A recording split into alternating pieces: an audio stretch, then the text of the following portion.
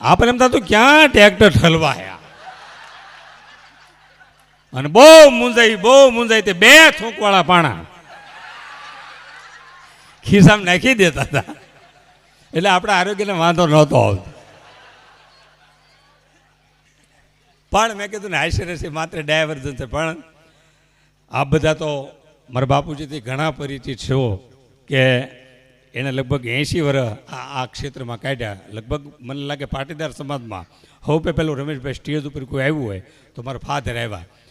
મારી પાસે લ્યુના પીડ્યું થઈ છે 2500 ગામડાના રામજી મંદિર, અવેડા, ચબૂતરા માટે જ્યારે સરકારના રૂપિયા નહોતા આવતા ગામડામાં, તેથી મારા બાપુજી ગામડે ગામડે જઈ અને અવેડા માટે, ચબૂતરા માટે, રામજી મંદિર માટે, સ્કૂલો માટે ગામડે ગામડે જઈને એણે પ્રોગ્રામ આપ્યા.